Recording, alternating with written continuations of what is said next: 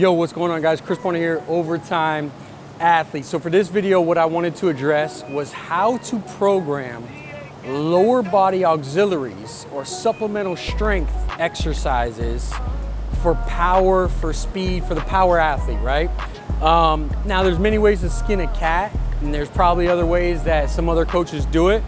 But just to keep things basic and simple, if you're designing your own program and you want to essentially make sure that you're checking all the boxes to be able to continue to produce strength and power out of your lower body, this was the video that I wanted to make for you guys. So to start from a day by day or microcycle, meaning looking at a lower body workout, right?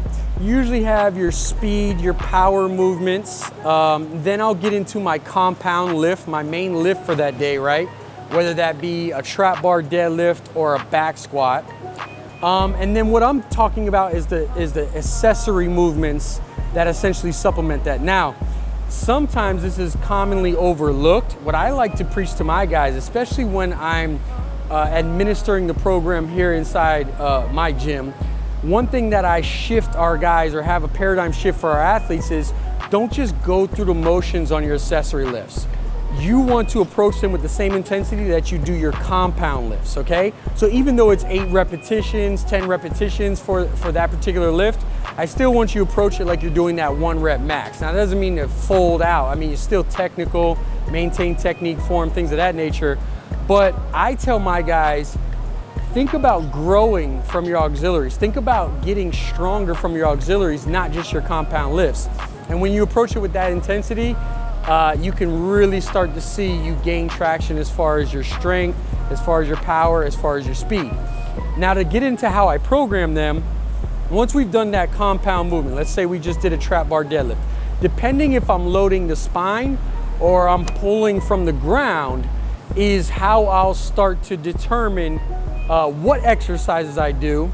But as far as the actual movement patterns, I'll always start next after I do a bilateral. I always continue to use the mindset of the highest neurological demand first. So even when it comes to auxiliaries, the highest neurological demand typically is your unilateral strength movement next. So what I like to do is I like to perform my unilateral accessory first. And what that means is this is gonna be your lunges, right? One of my favorites, as you guys know, reverse lunge. We could do this weighted. If I do any form of a step up, just stepping up to it. So anything that's single leg and basically independently working on that single leg, I do first.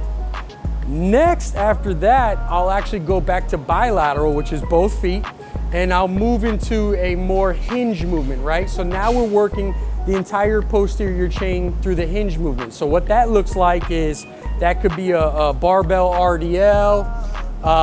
This could be a kettlebell swing in a more advanced or more progressed manner of that. But anything that we're doing both feet on the ground, closed chain, and I'm doing a bilateral movement. Now, it's not to say for hinge, I won't go single leg, like a single leg RDL. But for the most part, what you're thinking here is some form of a lunge pattern, right? Some form of that, even a heavy sled march.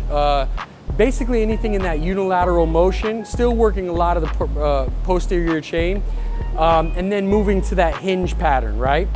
After that, depending, remember, because I usually do 2 days of lower body a week, I'll either move to a more continued compound lift in this lateral plane where I might do some form of a lateral lunge.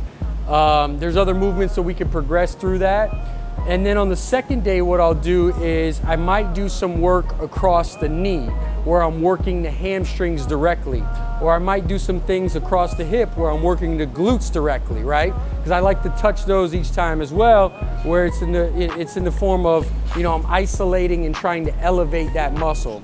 And that just depends on the athlete and where they're at in the program.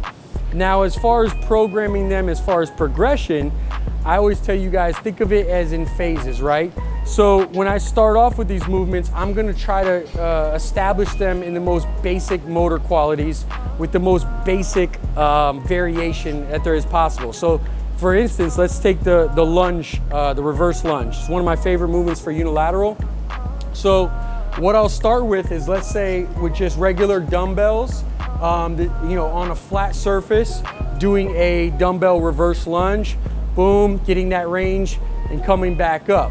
I might progress that to a elevated reverse lunge, doing the same thing. So by progressing to this, now by coming on a box, I've actually deepened the range of motion, right? So I'm actually to sink down deeper, creating a bigger range of motion for my muscles to essentially go through.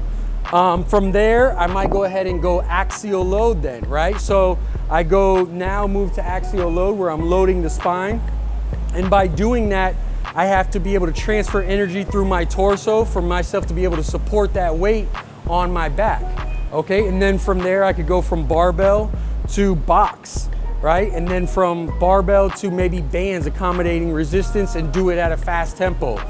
Each block I'm trying to progress and throw some form of variation where I can continue to elevate that athlete and throw variation for him to excel at, or her to excel at. But that's pretty much it, how I program auxiliaries. I can't say this enough. The first thing I said and the first thing I wanted to address in this video is how you approach your accessories. Make sure that you're coming with the utmost intensity. As I tell my guys in here, I tell my athletes as well, you grow through the accessories, all right? You grow and you get stronger through your accessories. So don't overlook those. Make sure you're programming them properly. And if you keep that simple basic template or structure that I just went over, finish off, I apologize, also through the ankle, depending on what level athlete you are, make sure you're doing your plantar and dorsiflexion as far as in resistance training.